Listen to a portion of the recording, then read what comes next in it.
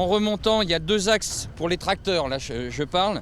Il y a 2 axes à bloquer, le parking de la préfecture et la porte grillagée qui est juste avant. Vous allez voir en montant. Donc ce qui serait bien, c'est que tracteur remorque, vous vous mettez au parking de la préfecture. Hein, c'est le parking souterrain. Hein. Et ceux qui sont avec les tracteurs, il faut 2 tracteurs qui se mettent à la première porte, qui est quand on monte vers la préfecture sur la droite.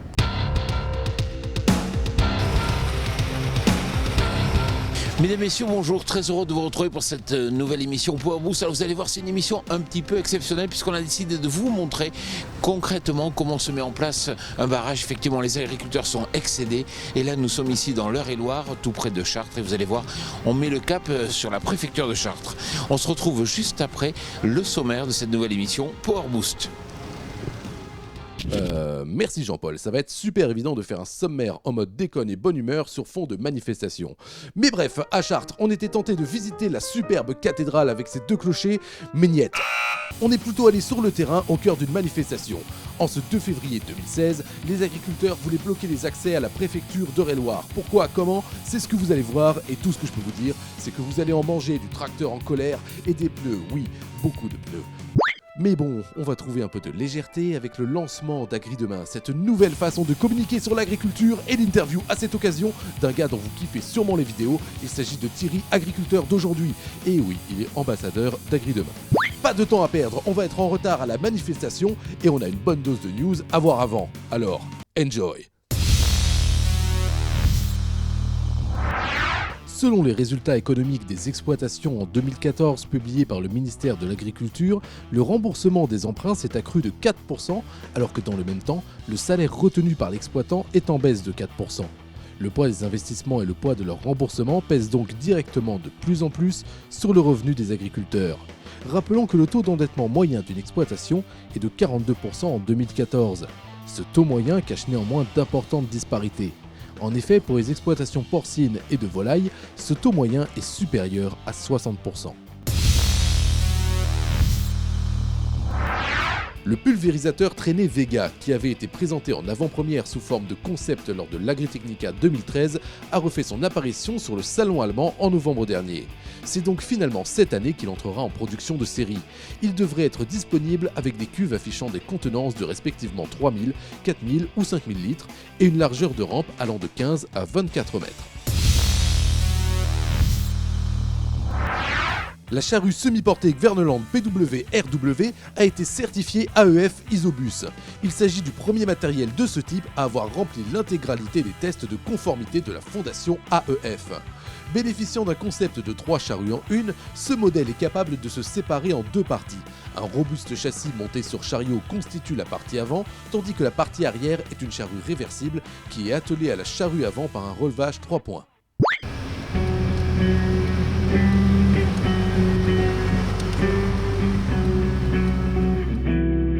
« 6h30. C'est le début du rassemblement des agriculteurs sur la place de la République devant la préfecture d'Eure-et-Loir. En tout, une 50aine de tracteurs sont attendus. Voilà, les choses se mettent petit à petit en place. Alors vous l'avez vu, les tracteurs sont positionnés dans les endroits stratégiques, c'est-à-dire à l'entrée de la préfecture. Alors là, pour l'instant, on a vu les agriculteurs vouloir venir bloquer les portes de façon symbolique avec une grande chaîne. Effectivement, les CRS y sont opposés. Alors après, il y a une période d'échange. Alors tout le monde, pour l'instant, se regarde gentiment en disant « Attention, tout va bien se passer ».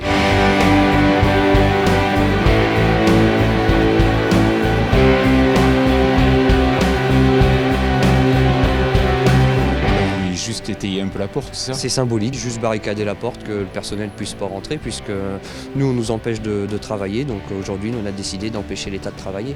Si tous les tracteurs ne sont pas encore présents, les agriculteurs bouchent les entrées avec ce qu'ils ont sous la main. Je pensais qu'il n'y avait que des tracteurs, mais même avec les voitures, vous bloquez les portes? Oui, on prend tout ce qui est possible, on fait tout ce qui est possible. On voulait chaîner, mais ils sont déjà tous devant les portes, donc je ne sais pas si on va pouvoir faire grand-chose. En tout cas, je pense que la préfecture sera fermée aujourd'hui pour un bon moment. Bonjour. Bonjour. C'est quoi ce que vous avez dans la remorque? Des pneus. Et pourquoi faire? Pour décharger. Des centaines de pneus pour construire des petits murets délicats à escalader et rendre l'accès à la préfecture encore plus difficile. On peut même pas grimper. Et c'est foutu, vous n'allez pas bosser là. Bah oui, c'est bien dommage, mais bon. Non, mais on comprend, hein. Vous êtes solidaire des agriculteurs? Oui, surtout pour les éleveurs. Si c'était la CGT Goodyear, ils ont été en tôle. Ils sont en tôle. Là, ils sont en train de tout dégueulasser. Mais ils iront pas en tôle, les cultivateurs. Les entrées sont bloquées, mais on ne peut pas dire que le but des agriculteurs soit réellement atteint. Ils espèrent que le message atteindra directement les politiques dont ils montrent du doigt l'attitude passive face à la crise. Aujourd'hui, il faut rappeler une base essentielle, c'est qu'un fonctionnaire, c'est fait pour fonctionner, un dirigeant pour diriger. Aujourd'hui, c'est inversé au niveau français, européen. Le message, c'est de dire que même si le ministre décide quelque chose, aujourd'hui les fonctionnaires bloquent? Non, mais aujourd'hui, le ministre, on n'a plus de ministre, faut être réaliste. Aujourd'hui, on a Monsieur Le Foll qui est porte-parole du gouvernement. Alors en effet, bon, il lui a été attaché un ministère en guise de crédibilité, mais aujourd'hui, on n'est plus entendu. Il y a eu des mouvements que vous avez certainement suivis cet été, il y a de pseudo-accords qui ont été signés non respectés, donc aujourd'hui on est peut-être écouté mais on n'est pas entendu. Parce qu'aujourd'hui il n'y a aucun retour sur le terrain, donc on attend voilà, un soutien réel de l'État et pas une enveloppe de 290 millions d'euros comme a lâché Le Foll, sachant qu'il y en a plus des 3/4 qui vont être pour soutenir nos éleveurs contre la grippe aviaire. Même si les enjeux sont pesants, les agriculteurs se serrent les coudes et la manifestation se déroule dans une atmosphère conviviale. Alors ce qui est important aussi dans une manifestation, c'est le café, c'est bien ça? Ah oui, le café c'est important, l'organisation, l'intendance et puis le soutien quoi. On fait le soutien. Bon, dans tous les cas, je reviens tout à l'heure pour le café. D'accord, pas de problème. Et bien sûr, vous connaissez Jean-Paul, il n'a pas pu s'empêcher de regarder et d'identifier les 50 tracteurs autour de lui, et quand il tombe sur un tracteur légendaire comme le MB-Trac, alors là il ne se contrôle plus. Non mais Laurent, c'est pas sérieux de venir manifester avec un MB-Trac. C'est sûr, mais au moins c'est dans l'air du temps. Alors c'est vrai, vous faites toujours les manifs avec ce tracteur? Toujours. De légende? Ouais, j'en ai 2 comme ça. Il date de quand? Celui-ci est de 86 et j'en ai un de 84, mais qui a tout été restauré.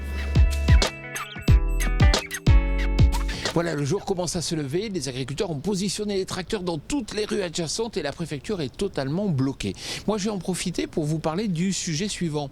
Vous le savez, AgriDemain, c'est une démarche de communication et nous avons rencontré, dans le cadre du lancement au Palais d'Iéna cette semaine, un des agriculteurs qui sera ambassadeur. Il s'agit de Thierry, agriculteur d'aujourd'hui, qui explique pourquoi il a décidé de s'adresser au grand public.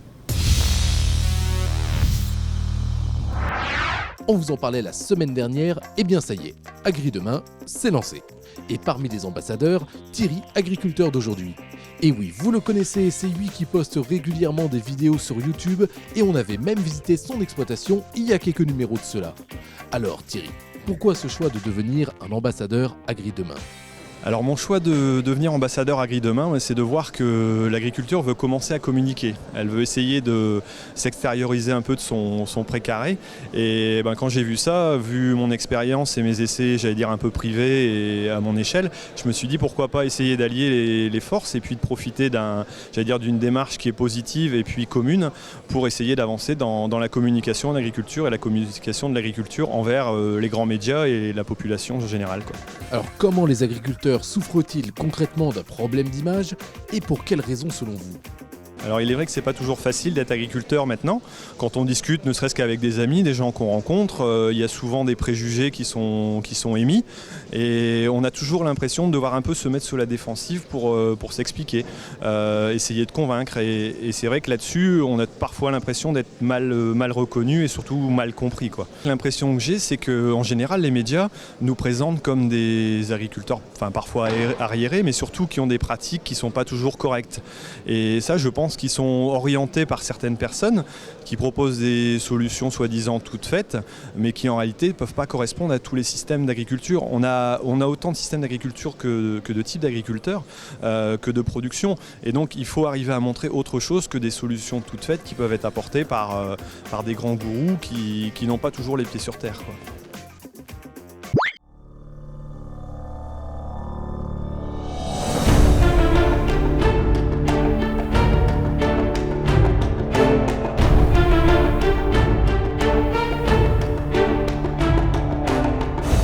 Éric Thérouin, bonjour. Bonjour. Alors Éric, il faut que vous nous expliquiez concrètement. durant les années 2000-2010, les gouvernements de droite, Bruno Le Maire, enfin, tous les gouvernements, et puis après les gouvernements de gauche, ont plombé l'agriculture avec des charges toujours plus lourdes, des mises aux normes. Aujourd'hui, les cours sont bas, vous êtes étranglés. Mais le problème, c'est quoi? C'est que le job n'est pas fait. Ce que vous voulez montrer ici, c'est que le gouvernement ne fait pas son travail.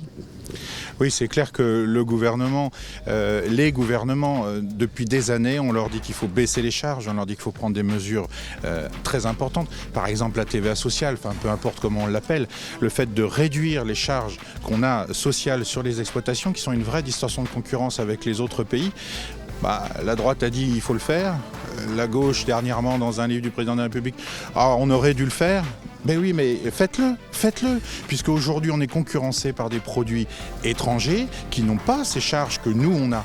Donc il faut rééquilibrer les choses en termes de charges, et de cette manière-là, comme en plus on pourrait baisser les nôtres, on serait plus compétitif sur l'exportation. Il faut absolument qu'on fasse pression pour qu'ils cèdent et qu'ils comprennent qu'il faut faire des mesures structurelles de fond. On a notre ministre de l'Agriculture qui a publié hier son agenda. Hier, lundi, sur son agenda, il avait un rendez-vous avec le président de la République. Et c'est tout, dans toute la journée, c'est tout ce qu'il y avait d'écrit. Mais il faut qu'il aille en Russie, il faut qu'il aille à Bruxelles. Aujourd'hui, on attend des réponses sur des charges comme Ecophyto. Eh bien, il faut qu'il tranche. Là, on attend effectivement les politiques, qui soient européens, qui soient français, on les attend pour relancer la mécanique. Et c'est pas que l'agriculture, on le sait bien aujourd'hui. Quand on regarde la croissance, on doit être dans les 2 derniers pays en termes de croissance, tous les autres augmentent plus. Il y a vraiment un électrochoc important qu'il faut qu'on puisse engager en France. Et nous, en tout cas, le monde agricole, on va pousser pour y arriver. Ce que l'on sent, c'est beaucoup de désespoir. C'est-à-dire que dans le fond, vous n'y croyez pas vraiment. Vous ne pensez pas vraiment que les politiques vont vous apporter des solutions, peut-être des écrans de fumée seulement?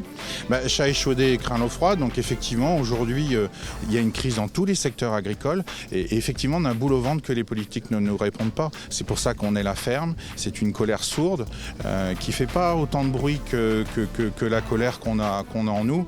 Et nom d'une pipe, les politiques, écoutez-nous, répondez. On vous fait des propositions concrètes, on fait des propositions sur la trésorerie, sur le CICE, sur l'étiquetage des produits transformés.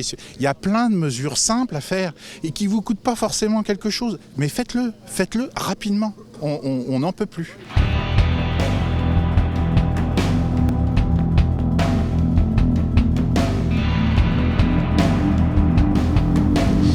Notre émission Power Boost tournée ici à Chartres dans le cadre de cette manifestation touche à sa fin. Alors moi j'ai ressenti beaucoup de désespoir de la part des agriculteurs. Ils n'ont peu de raisons d'espérer parce qu'ils pensent que les politiciens ne font pas leur job. Pourtant ils sont payés pour ça. Pourtant ils devraient être capables de pouvoir mettre en place des conditions économiques favorables au développement de leur exploitation et aussi leur permettre de vivre décemment. Et pourtant c'est loin d'être le cas. Voilà, notre émission Power Boost est terminée. Je vous retrouve la semaine prochaine. Bonjour. Alors, quand il n'y a pas de track... Un Power Boost. Vous connaissez? Bien sûr. C'est bon, tu es tout connecté ou tu n'es pas venir?